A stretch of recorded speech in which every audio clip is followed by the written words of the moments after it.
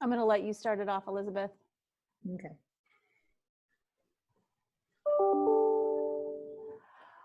We are live. Well, hi.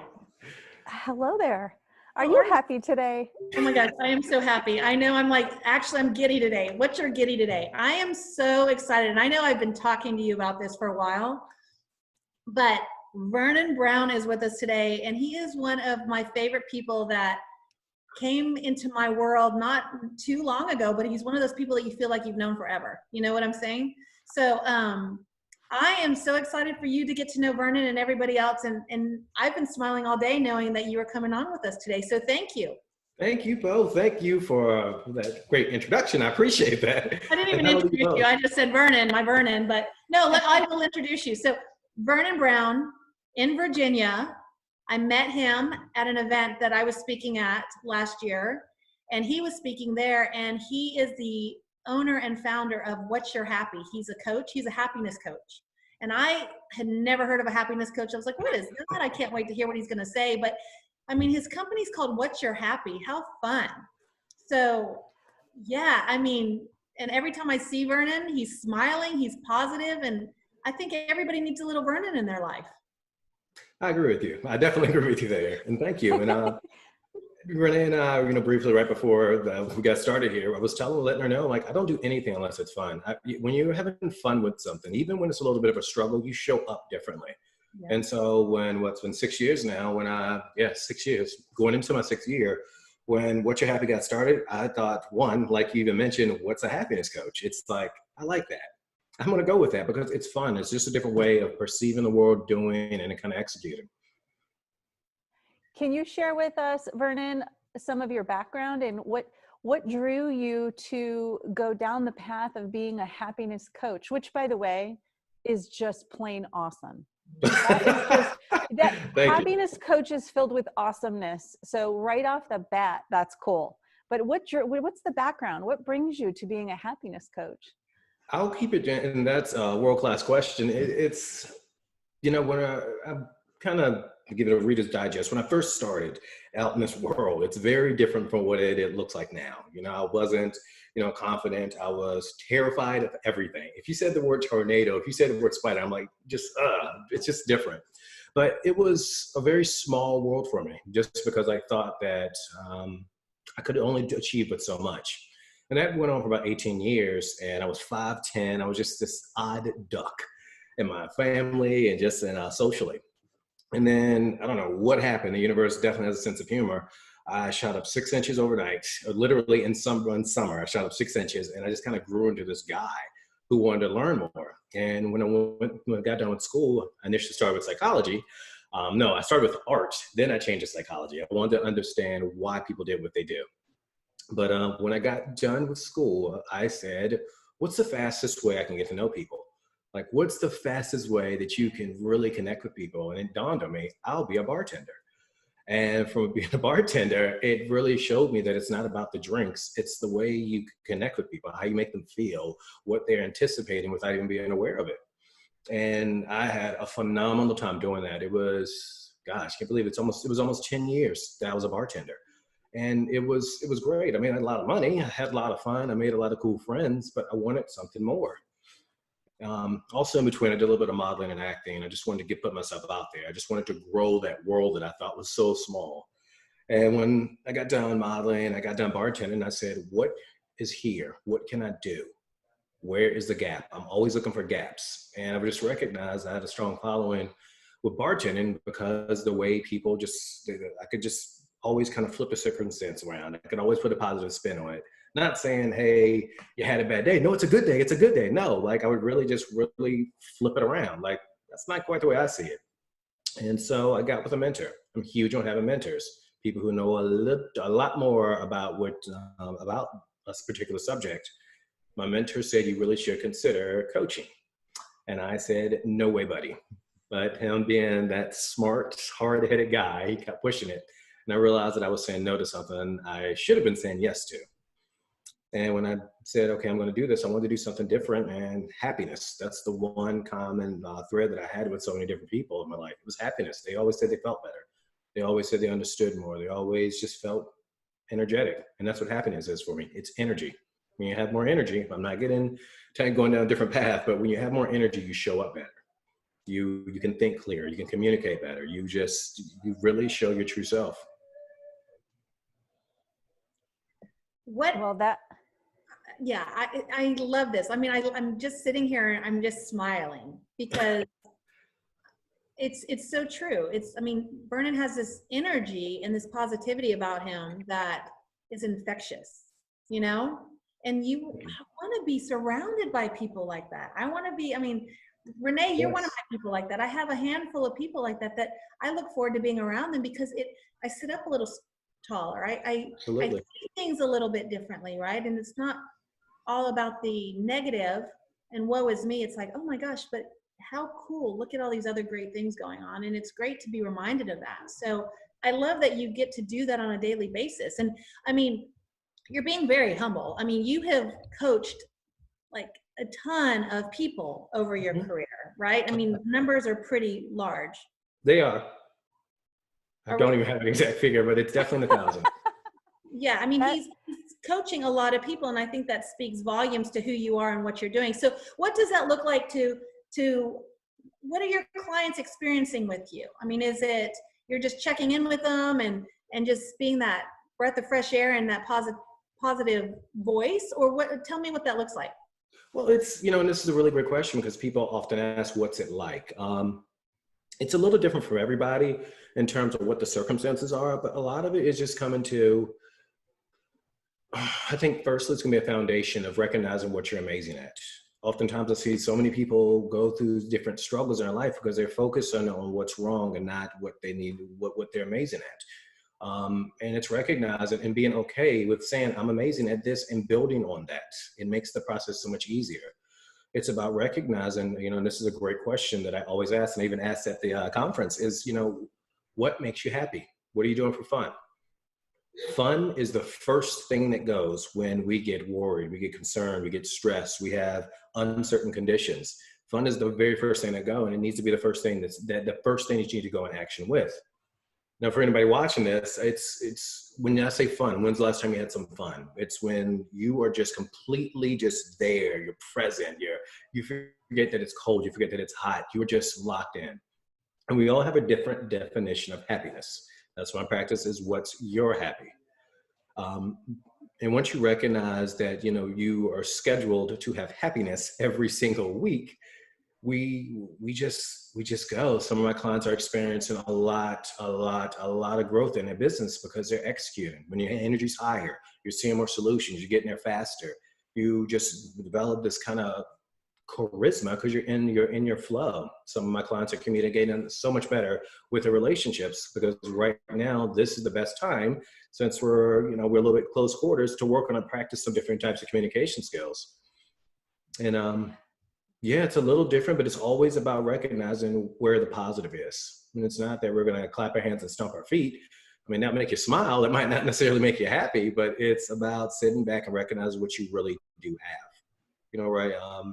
And do you mind if I kind of go off on a little tangent that kind of relates to this? Sure. Please, yeah. Yes. It's when we look at when conditions change, and conditions change often. Right now, we're in part of what I've been calling the reset. This is a reset. For me, I know a lot of people are like, oh my gosh, it's in the world. But for me, I'm like, this is fantastic. There's a gap right now. Find a gap and then fill it. There's a gap in my business that I wanted to focus on. I'm filling it right now. I've got a lot of different clients who said, well, I wanted to work on this, want to work on that. Work on it. We got the time. No excuses. Find a gap and fill it. And that's why I think this is a great opportunity. Everybody can come out 10 times. I'll just even go on a smaller scale, 5 times better than what they were 90 days ago, because now we have the time to focus. We could talk about what's wrong all day long. That doesn't change anything. But we can talk about what we can do. That will change everything on what we can control. Elizabeth and I have shared quite a bit of conversation around current circumstances. Obviously, in the global world, we're dealing with a crisis, and it is to be taken seriously. Sure. And then in parallel to that, my opinion, and I'll speak on Elizabeth's behalf as well, we've shared conversation that we can't fixate on that, right? Like we need to compartmentalize in some degree. Sure. And my question is, how do you suggest people interject some space? And is it okay to interject that space while they're focusing on the energy of that happiness right now? Sure. I think it's a great question. I think it starts first with a kind of an understanding of the way, this thing kind of works. It's designed to keep us alive. It's not designed to keep us happy. When I'm happy, it's not going to be thriving. Happiness is not, it's not going to keep us trying to evolve and become more and better. And the negative for us is like Velcro. It would just stick to you without even trying. It's going to stick, it's going to stick. And the positive takes some practice. It takes it takes practice, intentional practice. No, I think, it's a huge acknowledgement there to recognize, hey, we are going through a reset right now. We're going through some changes. Do we have the answer on everything? No. But recognizing that if you're going to be in a place of uncertainty and maybe some uncomfortable conditions that you can control to some degree, control it. Put a timer on that TV. Do not get consumed with watching the news. I love the news. I love being informed. But if I'm checking in and recognizing, hey, I feel a certain way, back off. Just back off a little bit. And emotions are nothing but energy. And that's another step with the understanding. And for what your Happy's practice, it's when you understand that emotions are energy and energy is neither good nor bad, you can move this uncertain, this fearful energy into what can I do with this now? What type of conversations am I going to positively interject myself into? Who would I like to become after this? What would I like people to start saying about me when I leave a room when we can start communicating better? Does that make sense to answer the question? That makes sense. What about from the aspect of, so as a business owner, we obviously recognize, again, the crisis that's happening, but at the same point, we are operating our business. For Sure. Elizabeth and I, and so many of us in the real estate industry, we're deemed essential. So we are still able to transact. And there's this fear, I have fear that I'm afraid to put out any kind of messaging that there is transactional real estate going on because it seems insensitive. For example, if you had a couple sales in real estate, do you put that messaging out because that seems like it's a positive message that makes happiness, for your customer celebrating their new home, but at the same point you feel guilty because there's this huge crisis going on. So it's confusion and we feel guilty about it. I think any messaging, and this is just again my opinion, any messaging that's going to be positive right now to give people hope that we are still moving and making progress with things, I think is an important message right now. Because what do smart, capable people do? We tend to stand still in the chaos, and we need leaders like yourselves out there letting people know, hey, we're taking the proper precautions. We're making sure that, I guess the CDC recommends 10 or more, but we're not even going to that number, but we still are conducting business. And as business owners, it's going to be important. I feel, and what I've seen work with so many business owners over the last 6 weeks, which I've been really focused on so they can learn how to pivot, but put in more positive messaging out there. So I think that's a fantastic idea. Positive messaging. Elizabeth, we've just talked a lot about that. Feeling that need for, we want to be sensitive. And at the same point, there are still good things. There are still buyers and sellers who need to buy or sell a home. And absolutely, we want to be there to serve them as well. Yeah. And the positive messaging I think is huge. But I also am sharing the fact that it's okay to have a down day. It's okay to feel what's going on. I think that's healthy. But I'm like you, Vernon. I don't watch the news. I had a friend ask me, well, how are you staying in touch with everything? How are you knowing what's going on? Well, my industry is keeping me posted. I get emails. I can see what I need to see, but I don't need to be consumed. Absolutely. And I have a little bit of an addictive personality in a way where if that's why I can't watch reality shows or Netflix or anything else, because I'll sit there and binge watch them because I gotta watch it the whole way through in one sitting. I wouldn't do well in that situation, and that is where then I get anxious, and then I get negative, and then I get down. And so I just know that about me, and I remove that. My husband will keep me updated where I need to know. I have the information. Sure. without having to sit in front of a TV.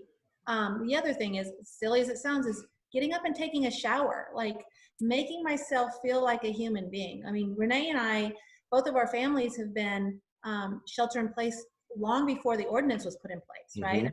30 something days. I don't even know anymore. That's a choice we've made. But with that comes some anxiety and some frustrations from time to time. And you have to be able to get out of that a little bit. And I find for me that, okay, go take a walk, take a shower, do some things that make me a little bit happy. But it's okay to still feel not happy all the time, right? I don't want to be unrealistic, and I don't think that's what you're saying either, but there is a way to look at it in a positive light with what we're going through. Yeah, and you're right.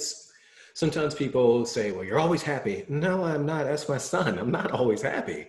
But I don't stay in whatever emotion you want to define it and long. It's not that it doesn't happen. Sometimes I get in a bad mood. Sometimes I get grouchy. But most of the time, it's just, I don't want to say it's a choice, but I just don't stay there very long because I'm like, oh man, this is, use an example, my son, he's driving me crazy, but I know once I make the popcorn and watch a movie, it's going to be fine. But with positive messaging, Renee, you said something I just want to bring up in terms of posting things. Right now, there are so many small businesses that are like, how am I going to make it? How am I going to make it? What am I going to do? And we need more positive messages because we start picturing that being us. Like, well, if they can do it, what about me? And then you'll see these, one of my clients, he was just going through a tough time, reached out to me and said, hey, can we talk? His business, he's in lighting and AV equipment. Business was wiped out overnight when they found out that college and universities had shut down. That was his bread and butter. And, through the conversation, just, again, I'm always asking questions and having to make some evolutions, I think, in what you're happy about, what I've been saying to people. Anyway, but what happened was, with the energy being higher from being our positive messaging, he recognized there was a gap, and we recognized that funeral homes, I'm not saying this is a very happy topic, but if funeral homes also need lighting, he never considered that. But with the more energy that we have, the more positivity that we're seeing, it gives us more creativity. This is the time where every business owner needs to figure out, how can I be more creative? And we need more people out there putting ourselves in the way of success. One exercise you had us all do, and I don't remember all the specifics, so you're going to have to remind me. We had to find something that made us happy, but there were rules around it. Oh, yeah. All right. And I was like, oh, I'll find something that's happy. And then came the rules. Share that. Perfect. Because I mentioned earlier, I really can't close in. So the thing is, I always ask people, what's the last time what do you do for fun? What makes you happy? And I'll ask, show of hands. And everybody's hands goes up for the most part. And then I'll say, I need to qualify this. It only can involve yourself. It cannot involve buying or spending, and it cannot involve food or alcohol. And just 95% of the time, 90% of the room's hands will drop. Those three things, what makes me happy? Great, it makes you happy. Cannot involve buying or spending, cannot involve food or alcohol, and the big one is it cannot involve yourself. And it's that question. Whoa. What's that? I said, whoa, my hand was up and then my hand went down, Vernon. One of the agents that was in there, she was all about Chick-fil-A. She was cracking me up. She's like, oh, I got it. It's Chick-fil-A. And he's like, hold on, can't spend money. She's like, okay, I'll still get Chick-fil-A. I can't be eating. And she was like, well, that's the only thing that makes me happy. It's the funniest. Do coupons count? Coupons count. But no food, right? And so anyway, but it's good. We all had to sit there and say, oh, that's hard, because I'm very social. For me, I want to go and be with friends, and I want to be with family. We want to be doing, right? I don't ever sit there by myself. I'm like, whoa, what would I do? And for me, I'd grab a book. I haven't been able to sit and read a book forever, as silly as that sounds, but that would make me happy. In a hammock. There we go. You deserve the hammock. But it sounds so simple at first, like, oh, no buying or spending, no food or alcohol, no by myself. And you're like, and it's one of the things that whenever I ask someone, again, what makes you happy? What have you been doing? They're like, oh, I do this, I do that. And I'm not knocking alcohol whatsoever. I love wine. But if that's the kind of the sole thing we're doing for wine, we need to expand on that a little bit. And the big thing is, if you don't have an answer to that, That's great. Now you can start getting curious about things. What could I explore? What's something I used to do for fun when I was younger? What's something that I've thought might be fun? Explore, explore, explore. That's when we get into our genius, when we're just having fun. And as adults, we have families, we have our business, we have just these things we have to manage, and we forget to have fun. My practice that's not the entirety of my practice, but that's always the first step of my practice. How long should someone allocate each week? So if you're saying, what's something that you could do that would make you happy, given the criteria you outline? Sure. First thing I thought of is, oh my gosh, I have no idea. And then as you were talking, I thought, okay, well, if I think right now, one of the things that makes me happy under that criteria would be my daily run walks, right? Yeah. Where I get my clarity. So how long should someone be contributing that time and allocating it for themselves to feel that process? My first reaction to that is as much as you want. But I recognize that we do have some time constraints in our schedule. And when these are what I call positive brain breaks. It's 1 to 2, 3 to 5 minute breaks. You could look at, like, I love my son to death. He's my gingerbread. If I'm having a particularly tough day and I'm traveling for speaking, I look at pictures of him. It's when you look at like his beautiful smile, you look at your kid's beautiful smile, you're looking at your dog, your cat, you just, your shoulders drop. You ever been at the airport and you see someone talking with someone they love and you can just tell they just like light up. And you know, those brain breaks, these 3 to 5 minutes, are perfect times to listen to your favorite Whitney Houston, your favorite Madonna song, listen to Eric Clapton. These songs, you hear the music, you just want to start moving a little bit and you just kind of let go. But you can get those in every single day. If you tell me you don't have 5 minutes to make yourself smile, try harder. But yeah, and that's what starts, 1 to 2, 3 to 5 minutes. But if I'm curious oh, sorry, go ahead, Vernon. No. I'm curious, in your business, what other industries do you most prominently work with?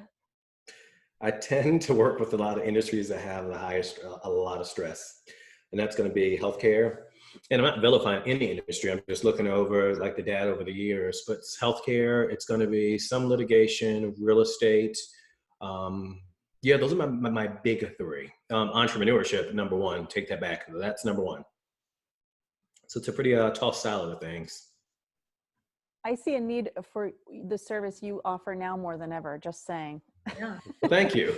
I think it's very relevant right now. And I mean, what would you tell people right now? Because there is, Renee and I have been talking to a lot of people. We're reaching out to people. That's just how we are, right? We're talking to our friends and our spheres and our business associates and our clients, right? And the common theme is fear, the unknown, and people are stuck in that fear. And like you said, and like Renee said, it's not that we're minimizing this at any rate. This is a very serious situation the globe is going through, right? Mm-hmm. But we also have that opportunity to use this time wisely, make positive impacts, make positive deposits into others. So what are you telling people, or what do you recommend telling people that are stuck in that negativity and so they're just so fear-based right now? Like, what do you tell people, and what would you encourage others to tell those that are in that same situation? That's a really good question. I think sometimes that fear can, people get locked in and thinking that fear means I'm afraid. Sometimes that fear can be very sneaky and show up in other ways. And I just want to say this just to highlight a couple of things I've been seeing. And when energy gets low, concentration, focus, awareness, communication skills, they're out the door. They're gone. You become a bit more argumentative. You could just be on edge a little bit. And so sometimes that fear can be sneaky and try to sneak in like that. And isolation, a huge one. We'll start isolating ourselves. Hey, I don't have time to talk, hang up.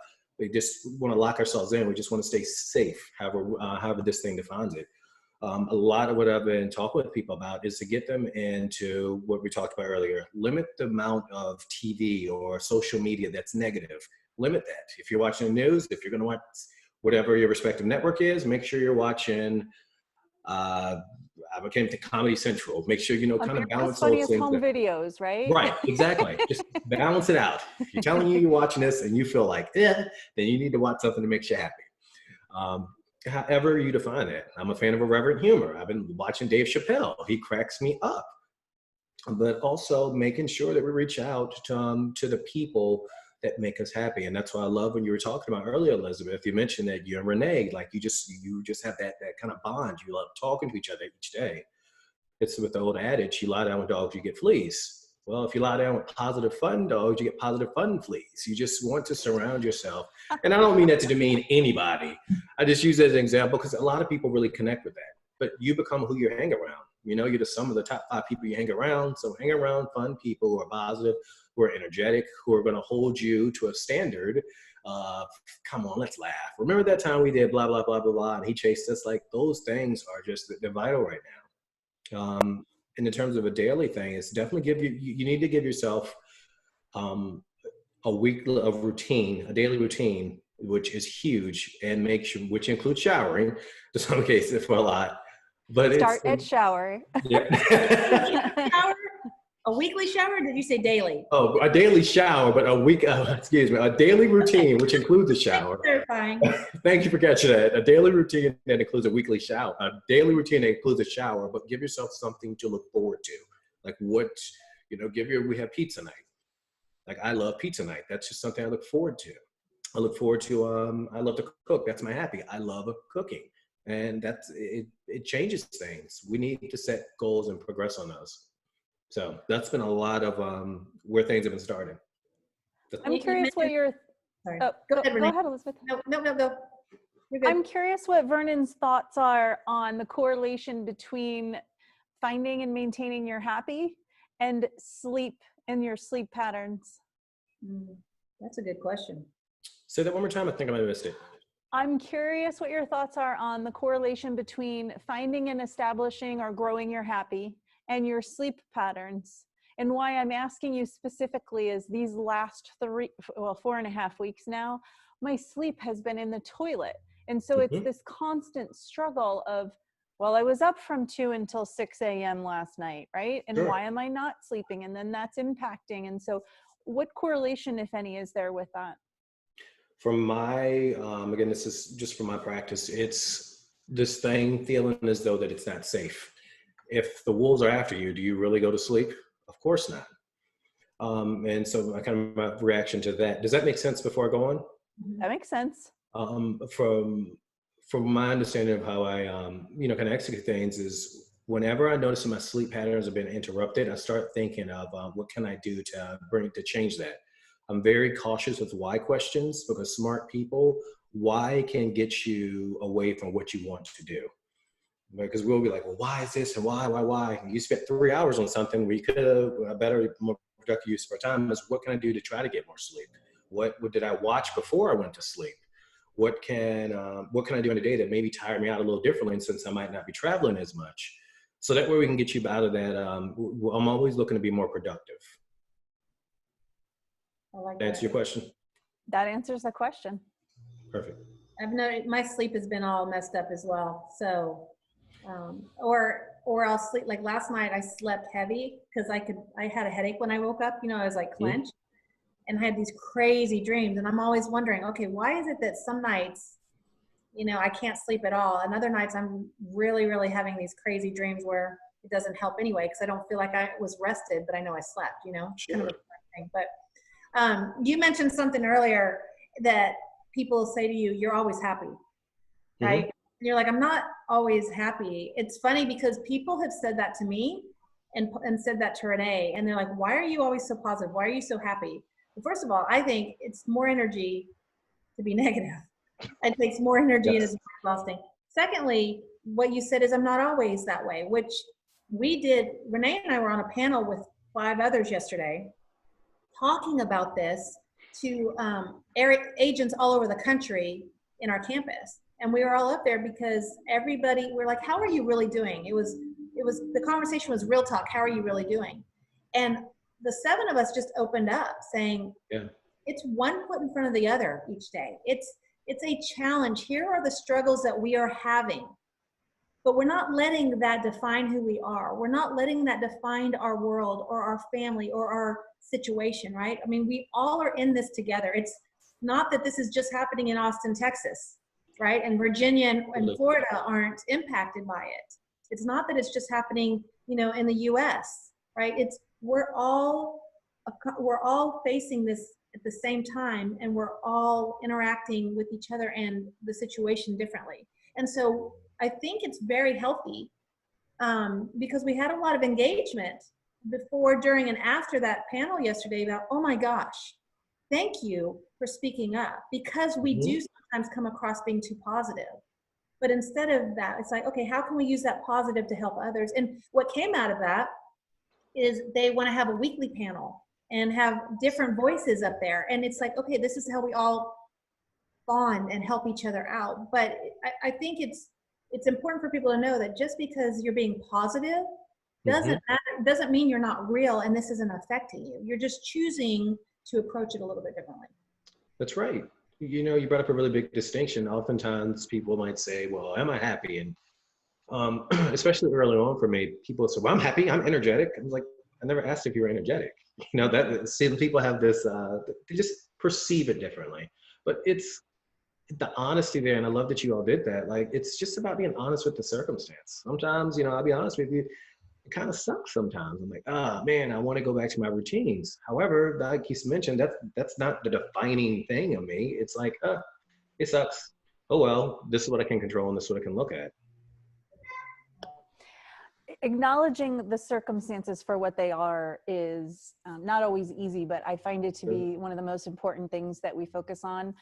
I also know that Elizabeth and I have shared a lot of conversation over realizing our children are watching us. And I think conversation should be had from all parents about ease up on yourself, that we're not going to, we're never perfect, but certainly not going to navigate as parents this in the most perfect fashion. We are now responsible for facilitating some form of education in the home while we're navigating our businesses and everything else going on.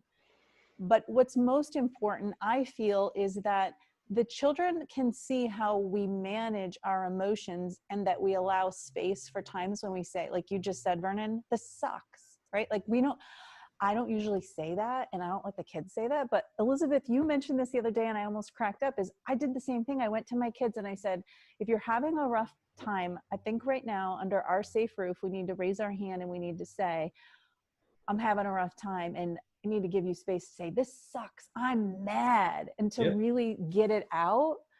And then also teaching them there is so much beauty that we are experiencing right now because we would have never had this opportunity before. And again, I don't mean to marginalize or not pay the attention needed to how serious of a situation it is, but we have to find some happiness. And the happiness is we're getting to spend time with our kids in a new way. You're spot on. I love, and you brought up a really key point that I've been talking with some people about, with parents. Like we all have this memory, whether it's a parent, a guardian, or it's just somebody when you were younger, and they might have made you watch Green Gables or the Beverly Hillbillies or Bonanza. You're like, why am I watching this stupid show? And you were a kid and you kind of rebelled against it. But as an adult, you're like, man, that was really cool now. Or, you know, and now is a time where we can be with our kids and get them to watch the show they might not want to watch, that is age appropriate, of course. Don't take them to, don't go to HBO, but that's age appropriate. And you can start creating a lot of those memories. Yes, things are different and uncertain, but right now, as you mentioned, it's about being a leader in your household. I love that you do that. I thought that's a great idea to do with your kids, but it's not all bad. That's one big thing. It's not. Or you have a zombie apocalypse. Elizabeth. I thought that was a good idea. I thought that was a good idea. That was actually, in hindsight, that was a very bad idea because that resulted in 2 nights of me getting no sleep, but it was really hilarious at the time. So you got to share the backstory now. I was about to say, what is this? Oh, I thought you knew. So our power, all the storms in Texas, our power went out the other night, and my kids were all just going to bed, right? And my house is upside down, so the main level, my bedroom's up here with the kitchen and everything else, but all the kids are downstairs. And it went pitch black. And all of a sudden they're all screaming and dogs barking and everybody's running upstairs all freaking out. And I decided to tell them it was a zombie apocalypse. Oh my gosh. Now she said, I remember you put that on Facebook. It was really, yeah, it was really hilarious until, I got everybody and the dog multiple nights climbing in bed, and yeah, so not so funny, but I cracked myself up. Anyway, but my friend was You talking found to me some today. happy. Yeah. That You makes me found happy. some happy. Terrorizing my children is my happy. I think that's what it is, right? But a friend of mine was talking to me today. We were talking work stuff, and she had asked me something about like my schedule, and she said, you know, I think this is going to be really good for you. I said, well, what do you mean by that? She goes, well, you always go. And we were talking about schedules and how I was helping like homework this morning, and I was working on some other stuff and what I was doing. She goes, I've never heard you just kind of stop. You know, you're cooking with the kids, you're going for walks with the kids, you're going on bike rides, you guys are doing a whole lot. She goes, I think this will be really good. And I said, well, I'm starting to realize, and you guys might not agree with this, I said, I'm starting to realize I'm more of an introvert than an extrovert, because I really kind of like staying in my little bubble. Mm-hmm. And she's like, maybe things will change for you after we all come out of this. And I was like, I hope so. You know, it's really kind of defining the priorities and what's important, and finding new ways to do things. Just because we've done something one way all of this time doesn't mean that's the best way to do it. And I think it's showing us ways to navigate our household, navigate our work, and our relationships a little bit differently. And so, yeah, I think all of us are going to be able to gain from this and move forward in a different way. Absolutely. Okay, so I'm curious. We find ourselves in a less than desirable mindset, which I think we have opportunity for that more times than ever right now. For sure. What, if any, practices or tools can we focus on to pull ourselves out and find silver linings? I think the first step is one of the big tools is the awareness of it. That's going to be huge. And we've talked about that. The next thing that I talk about, and I think Elizabeth heard me say this as well, is where is your list of things that make you happy? You know, people look at me like, well, why do I have a list of things that make me happy? That's absurd. Well, if you open up your calendar app, I'm sure you have Capital One, bill needs to get paid. You have a list for that. You got a list of things you don't want to do, bills you don't want to pay, but have a list of things that makes you happy. Because when we kind of get in that low energy state, you will forget. You won't remember just that you love to go fishing. You won't think about that because you're going to be thinking about things that can agitate you and kind of keep you in that state. And also, it's about recognizing your network. Who can help, you know, maybe pull you out of that? You know, I've got one of my really good friends. I mentioned I'm not always super happy. It's not that I'm not positive, but sometimes I can be like you know? And Yeah. one of my really good friends in New York, and, you know, I love him to death. Love him. He's my best friend. He cracks me up because he's just so blunt, but I love him for that. But it pulls me out of it. It always does. Other things we can do is looking at our pets. I think sometimes when we get in a bad mood, we don't realize that the little 4-pound Yorkie I'm looking at, I'll look at her, I'm like, oh, she doesn't even know what's going on. Oh, and it just, even looking at her just now made me smile. I love that you have a 4-pound Yorkie. I totally do not picture you having this little tiny. I know. That's why I have it. You don't expect it. No, I don't. That's awesome. I'm not walking a dog. Can't do it. That's why. That's funny. No hedgehogs? No, I've got hermit crabs.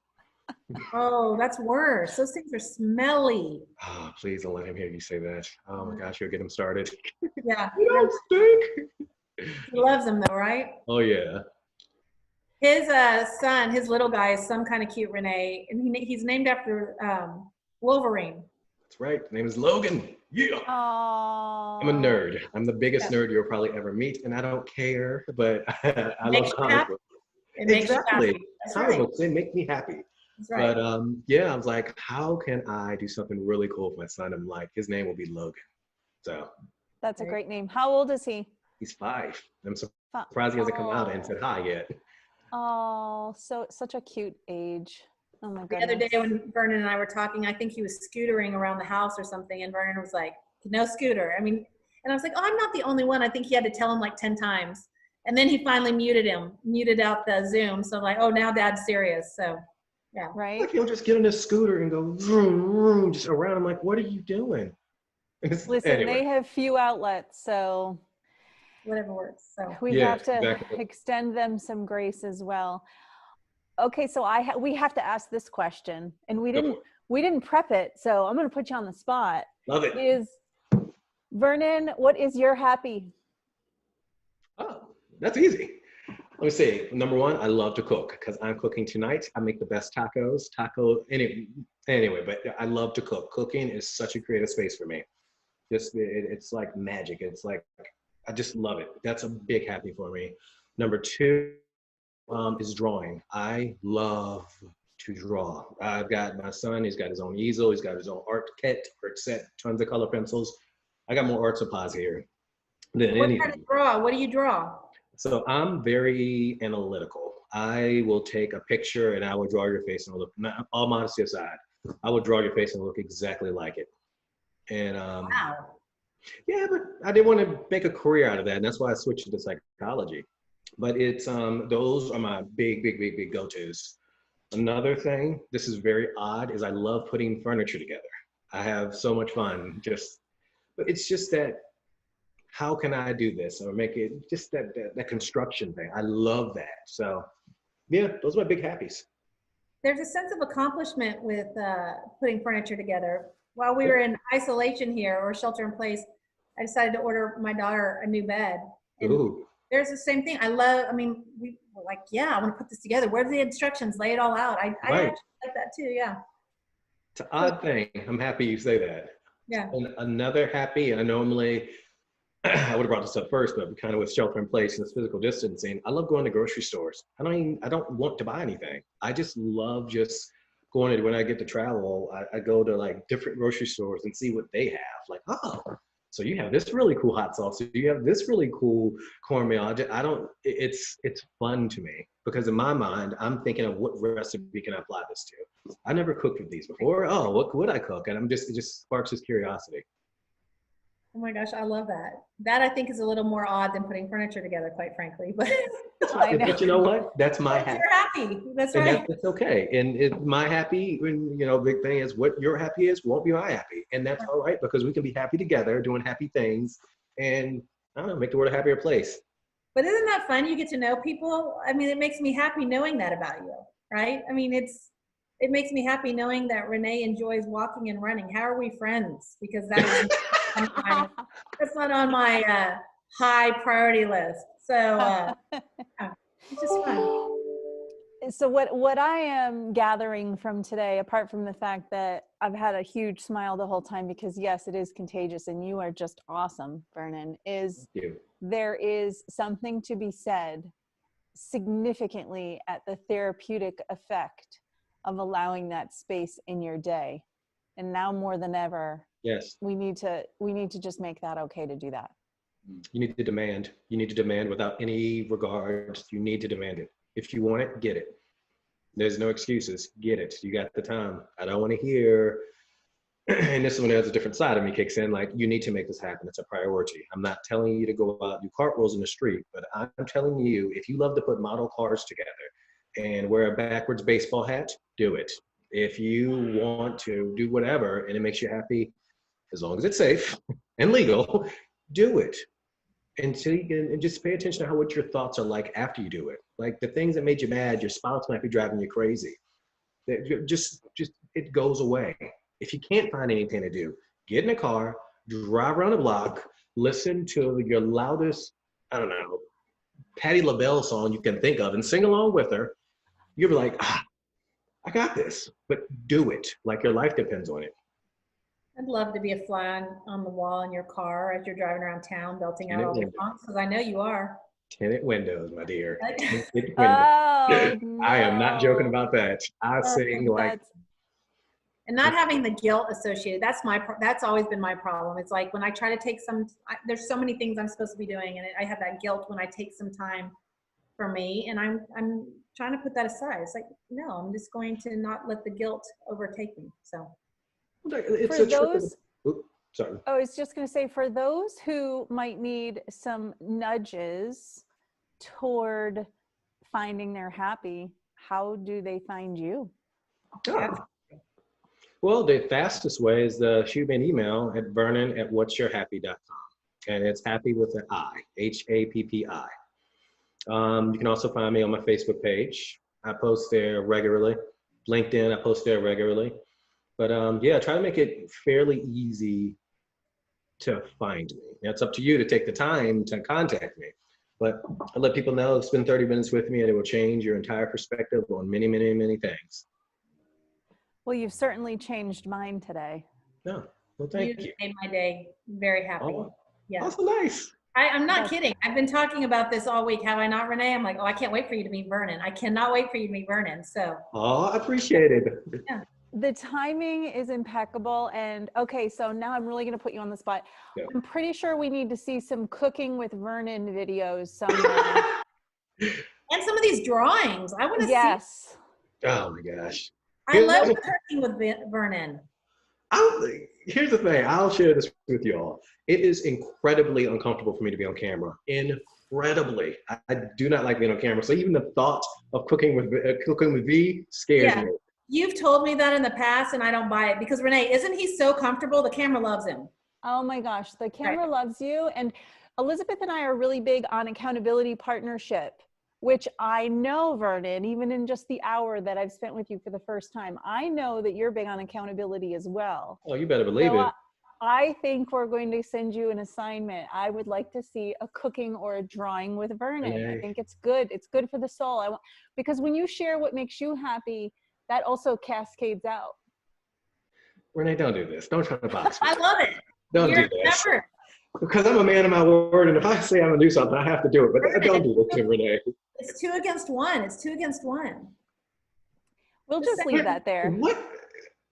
Deal. Vernon's like, what you're scared. All right. So I love it. You challenged him. We'll see. I certainly hope that this doesn't mean that you won't join us again, though.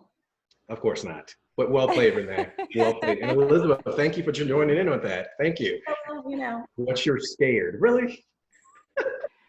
Oh, you are awesome. It has been a complete pleasure. I'm so, so grateful that you carved time out to share with the two of us and all of our viewers. Thank you. Thank you for having me. I love both of y'all's energy. Whatever I can do to help. And I appreciate it. What you're happy. We're going to share that out with everybody. What you're happy, Bernadette, what you're happy. And hopefully people, I think people really want to and need to connect with you. I think there's a lot of people out there that will see this and say, oh, I've never even considered that. I think I need some Vernon in my life. So I think we just had to share you. You're a gift that we had to share today. So thank you for coming on with us. I really appreciate that. You really are going to make me blush. Thank you. Now go get to cooking. Navigate the rest of your day with your Happi, and we look forward to seeing your cooking or drawing videos. Whatever, sure. Bye. You're awesome. Bye, guys.